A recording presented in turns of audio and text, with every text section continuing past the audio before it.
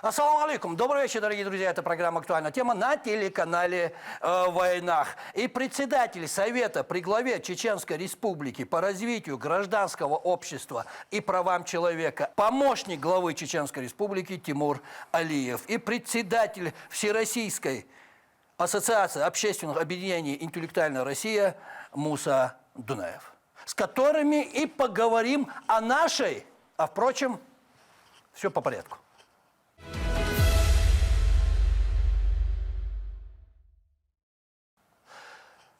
Маршалович. И сразу переходя к нашему разговору. Действительно, друзья, расскажите мне о том, как вы пришли в мир интеллектуальных игр.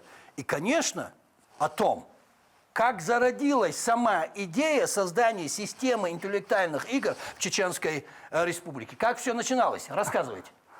Ну, после известных событий Чеченской Республики нам было очень важно и нужно показать нас, многих чеченцев, в новом амплуа, что мы не только чеченцы, воины и спортсмены, но еще и интеллектуалы. И нулевые годы, когда наша Чеченская Республика возвращалась в правовое поле Российской Федерации, и у нас зародилась идея, давайте будем проводить интеллектуальные игры, и через интеллектуальные игры будем показывать нашу молодежь, будем выезжать на межрегиональные интеллектуальные игры, тем самым мы будем способствовать тому, что мы будем работать над этим стереотипом. Чья идея? Ваша?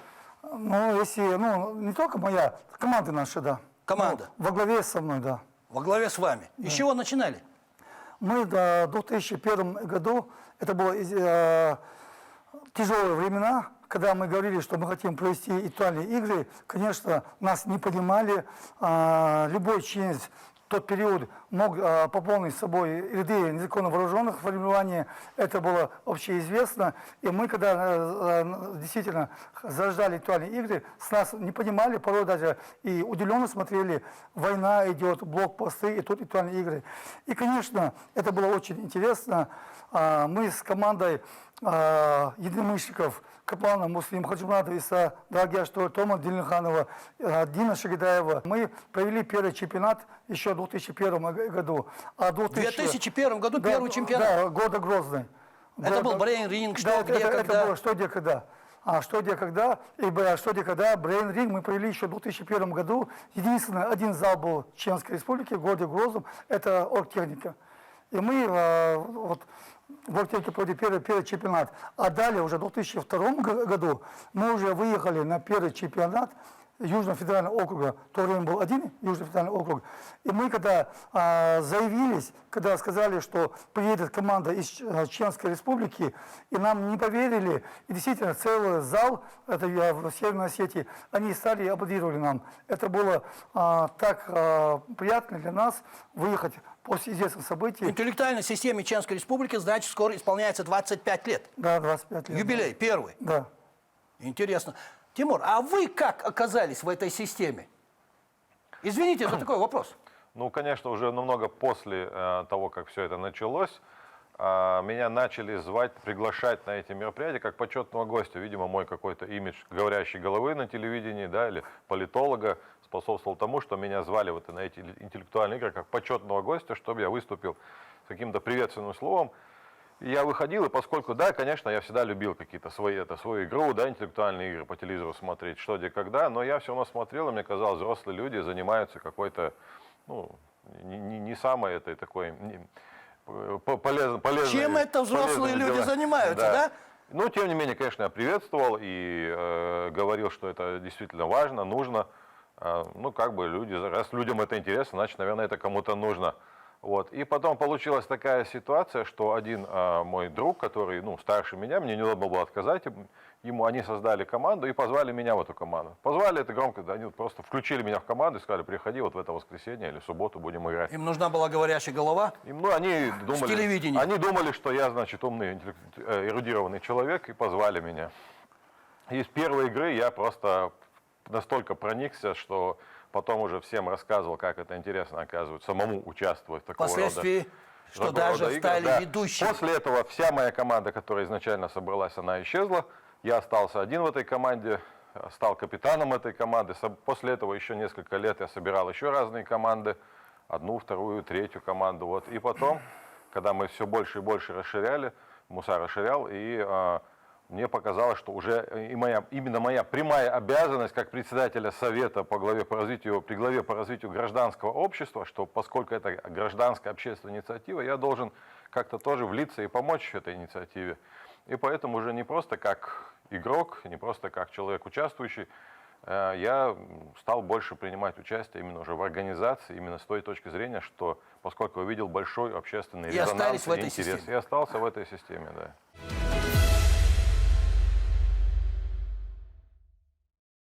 Какие игры входят в данную систему? Какие проекты? Я знаю, что есть Brain Ring и что, где, когда. А еще что? Какие еще игры? Наш Тимур скромничает. Последние годы Тимур и его команда, как мы его называем, команда СПЧ, они выигрывали все, что можно. Наши республики стали обладателем Кубка главы Чеченской республики, Кубка Аматажи Кадырова, который мы проводим. Команда СПЧ.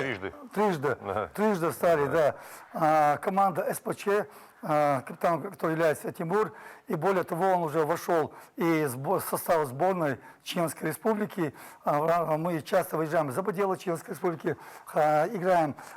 Иногда очень хорошо занимаем первые места, порой так, не очень важно. Но самое главное, у нас есть соглашение с Международной ассоциацией клубов «Что, где, когда». Козлов Андрей Анатольевич, он приезжал к нам в Чеченскую республику. В 2018 году мы провели первый всероссийский турнир в Чеченской республике. У нас дома здесь? У нас дома. В 2019 году мы провели первый международный турнир. К нам приехали команды из 5 стран. В том числе из Голландии игроки приезжали к нам. У нас есть хороший опыт, хорошая команда. Когда с появлением еще и Тимура мы выходим уже действительно на новый уровень. И в рамках соглашения с Международной ассоциацией клуба «Что, где, когда» главная игра – это доминирующая игра. Основа основ – это «Что, где, когда». А вот Brain Ring, своя игра, Хамса, они как отдельный вид игры, но они входят в эту систему, в систему «Что, где, когда». Минуточку, давайте вот так. Какие игры на сегодняшний день есть? Это Brain Ring, раз. «Что, где, когда». 2. Своя игра. 3. Хамса. 4. Ну и еще с нашим менталитетом мы еще придумали, разработали новые виды игр. Это элементарно, это Хаархан, чтобы знали время знания. 4x4. 10 мы сейчас разрабатываем. Да, который мы сейчас разрабатываем. Мы выходим на новый уровень по воле Аллаха. Да, у нас будет скоро и на всероссийском телерадио, на всероссийском телевидении будут тоже показывать наши игры. Леди Квиз? Да, Леди Квиз тоже. Это тоже игра? Да. Так, получается 11 игр в нашей 11 системе, игр нашей, интеллектуальных игр Чеченской республики. Ладно. Это мало, много, если брать Ладно, соотношение. я вам скажу так. После нулевых годы, когда после того известного периода, нам было важно войти в эту систему. Но мы даже не планировали в ближайшее время, чтобы мы будем занимать какие-то места уже на межрегиональных всероссийских турнирах. Но в 2012 году, я сейчас буду использовать слово «впервые» много раз, и я очень счастлив, что я имею отношение прямое к этому. И впервые мы становились в 2012 году, мы взяли свою игру СКФО. В Северо-Кавказском федеральном округе мы стали первым. В 2018 году мы становимся чемпионами по брейн-рингу среди команд СКФО. В 2020 году мы становимся лучшими в 2 федеральных округах по «Что, где, когда». Это СКФО и ЮФО. И в 2021 году уже вместе с Тимуром мы выезжаем в Осетию, становимся первым на открытом чемпионате Республики Северная Осетия. Это к вопросу, в каких играх мы участвуем за пределами республики, да? Да, мы участвуем во всех играх, где нас приглашают. Несколько дней назад мы приехали с Северо-Кавказского федерального турнира по «Что, где, когда», Brain Ring, своя игра Хамса. Наша команда достойно отыграла. Я как руководитель команды, мне было очень приятно, когда те тяжелые вопросы, которые наша команда была, очень хорошо выступала, это отрадно. Есть уровень. И по просьбе нашего прекрасного половины человечества, наших девушек, женщин, мы учредили в этом году новый турнир, называется «Леди Квиз». Это мы будем проводить раз в месяц на первых порах. 15-16 июня в городе Грозном пройдет первый турнир. Ведущий данного турнира выступит капитан команды «Амперсант». Она двукратная чемпионка высшей лиги. Я, наверное, буду тезисно переходить. Пожалуйста, пожалуйста. Мы учредили школьную лигу. Школьную лигу мы разбили на 3 категории. Это 1-4 классы, 5-8, 9-11. Минуточку, лига. опять же. Значит, у нас есть и детская лига, Да, у нас есть системность. юношеская лига, Да, студенческая у нас есть лига. Высшая лига, Любительская высшая лига. То есть мы ведем наших игроков. Я вам даже расскажу один хороший такой случай, приятный для меня. Я это начал часто рассказывать с ректором, с одним из наших ректоров в кулуарной беседе. Я говорю, мои дети у тебя учатся. И он подумал, что биологические, и говорит, да, говорит, пускай, говорит, они, хотел бы с ними познакомиться, вместе с ними приди, я хочу знать их. В общем, я это имел в виду тех игроков со школьной лиги, которые участвовали в нашей игре 6 лет, сейчас они стали студентами, перешли в студенческую лигу, я про них имел в виду. Он подумал по-биологически их детей, а они родных детей, да, да. мои родных детей, а мы называем их детьми своими.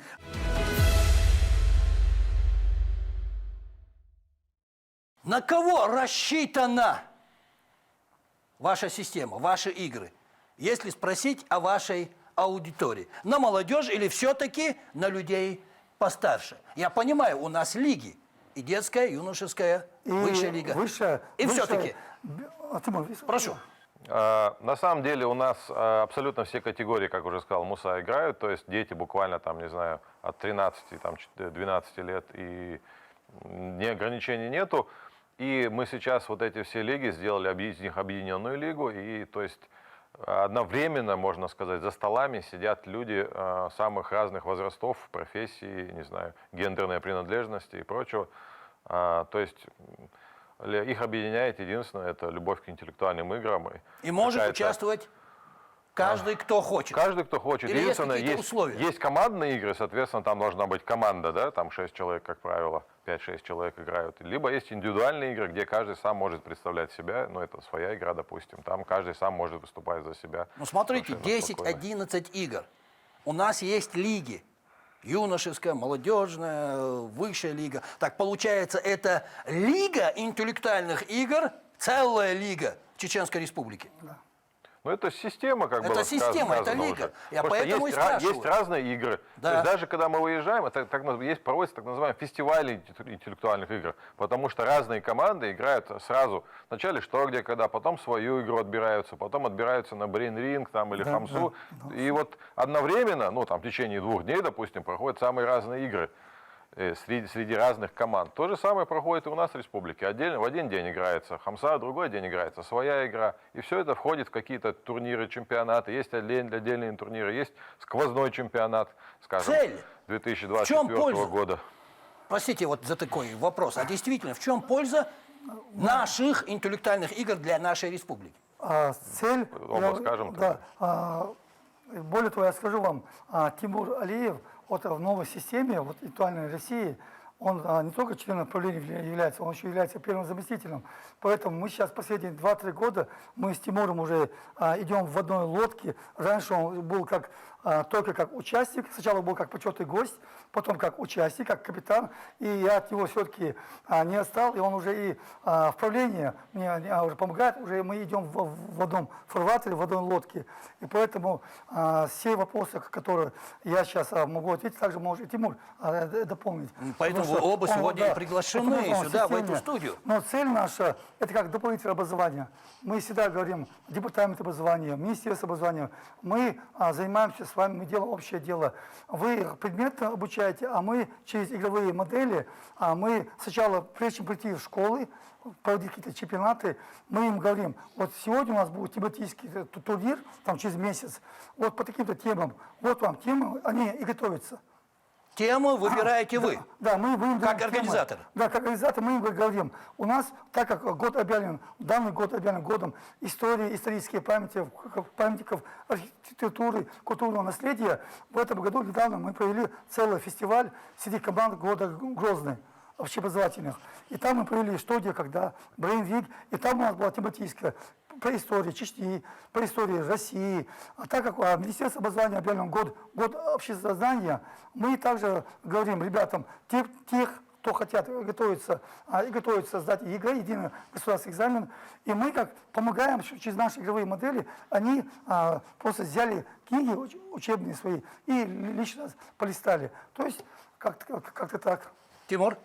Ну, несколько целей. Допустим, если взять игроков, какая у них цель?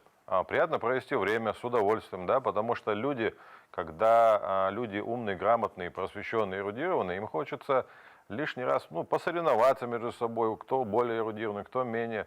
Ну, то есть просто приятно провести время, отвечая на вопросы, которые ты знаешь, какие-то умные вопросы. Это с одной стороны. У организаторов, помимо того, чтобы дать возможность людям, да, приятно провести время, это задача, чтобы, ну, как нечто большее стоит, потому что мы работаем на какую-то общественную пользу, в том числе, потому что молодежь мотивируется на то, чтобы изучать больше, ну и, как бы уже было сказано, родную историю, но вообще в целом просто получать некое дополнительное образование, лишний раз покопаться в интернете. Да, это раньше эрудиты копались в энциклопедиях и справочниках, в библиотеках. Сегодня каждый может взять телефон и в гугле покопаться. Кто вопросы легче. готовит? У нас есть авторская группа. Авторская группа – это когда мы проводим внутриреспубликанские мероприятия. И как вы выбираете темы, Игорь? Ну, темы, это зависит от того, от возраста участников. Если школьная лига, конечно, это тематические, в основном у нас бывает, и общеобразовательного уровня тоже, конечно. И есть вопросы на логику, также, вот что где когда, там бывают вопросы на логику. А когда мы проводим региональные, всероссийского масштаба или международного, мы заказываем у Международной ассоциации клубов «Что, где, когда», там чисто авторские вопросы. Но есть, во-первых, да, как было сказано, есть тематические турниры, есть на общую эрудицию, да, то есть там самые разные темы вперемешку идут. Опять же, с одной стороны, если это своя игра, там вопросы больше на эрудицию. Если, как сказал Муса, что где когда, там больше вопросы на логику плюс эрудиция. И вопросы готовят либо наши же магистры, то есть те игроки, которые давно уже играют и хорошо знают, если они сами при этом не играют, они готовят вопросы. Вот, и на свою игру, и на что где когда. Если мы выходим на какой-то большой уровень, там действительно те самые международные магистры, им заказываются эти вопросы, и они пишут уже. А чем отличается наша игра, скажем, Brain Ring, или что, где, когда, от тех игр, которые мы видим на экранах наших телевизоров, скажем, от федеральных? Есть какая-нибудь разница? Ну, это, если телевизионный формат, то да, там играют знатоки, играют с телезрителями. Благо, из 4 субъектов, только в 4 субъектах Российской Федерации есть игровое оборудование, что и у нас. То есть у нас есть оборудование под ТВ-формат, что, где, когда. Это когда наши знатоки играют с телезрителями. Мы получаем, мы делаем анонс, нам пишут телезрители, свои вопросы присылают. Проектная команда отбирает вопросы, и уже наша команда играет с телезрителями. Это да. А если мы спортивные вещи, что, где, когда играем, это в одном зале могут играть команды, сколько позволяет помещение. Если на улице, можно и до 100 команд собрать. То есть 6 человек собирается. По правилам Международных ассоциаций клубов, что когда минимальное количество это 4 человека, максимально 6.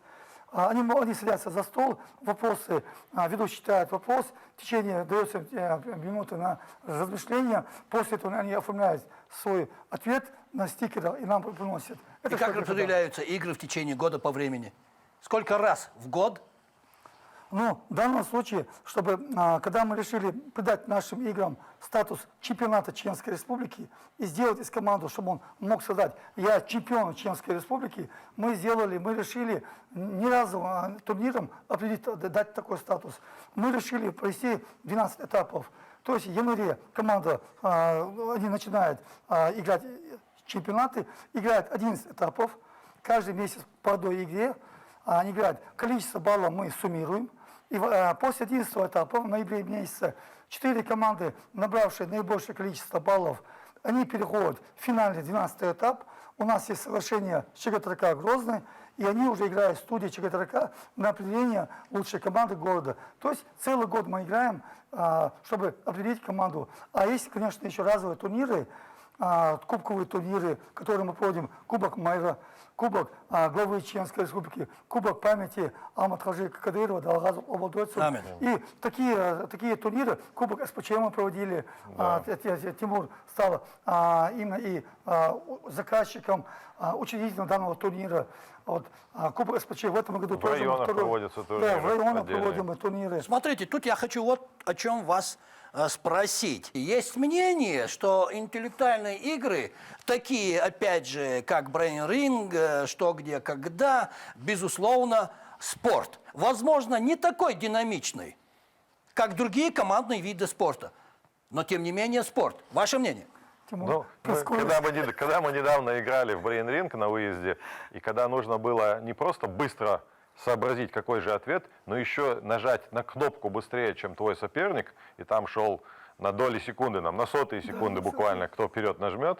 То есть я бы не сказал, что это прям спорт однозначно. И там такой выброс адреналина идет. Успеешь ли ты нажать на кнопку вперед, правильный ли у тебя ответ, что мы просто были в таком азарте.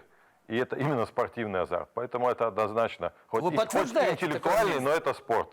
Это спорт. Это интеллектуальный Ну а спорт. нужно быть супер эрудированным, чтобы принимать участие в ваших играх. Я скажу так, в ваших играх. Ну, я вам хочу пример привести. Главное, Чтобы успешно справиться с заданием. Чтобы быть успешным, сначала надо перебросить страх. Так. Все наши жители, все чеченцы, да все человечество являются докторами наук. Мы так все... Ну, это безусловно, да. И Это да. люди боятся прийти и не дать правильный ответ. И как-то вот это надо сначала перебороть, прийти на игру. И через год, два, три, главный наш посыл какой? Что после каждой игры человек увез с собой частицу знаний. А, конечно, если он будет играть, если он сдастся после первой игры, получив последнее место, конечно, он больше не пойдет. А если он переборет себя и будет участвовать, через 5 лет, 2 или 3 года, он может взять и первое место. Я так скажу. Чтобы побеждать, да, нужно быть глубоко эрудированным. Чтобы просто поиграть и получить удовольствие, достаточно, так скажем, банальной эрудиции.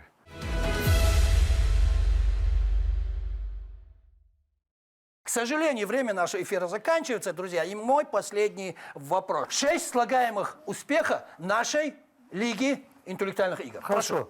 Первое – смелость. Вы удивитесь, но это, когда у нас недавно играли команды директоров общеобразовательной организации города Грозный, я им подошел и сказал: спасибо вам за смелость. Будучи директорами школ, прийти на игру, где играют школьники, учащиеся городских школ, где участвуют студенты, это смелость. Конечно, как Тимур говорил, знания, эрудиция, еще, что еще? 4. Тимур, помогай, что еще? Коммуникабельность, наверное, вера в себя и стремление быть лучшим. Не нужно. Я вот 6 читал. Это твои. Да.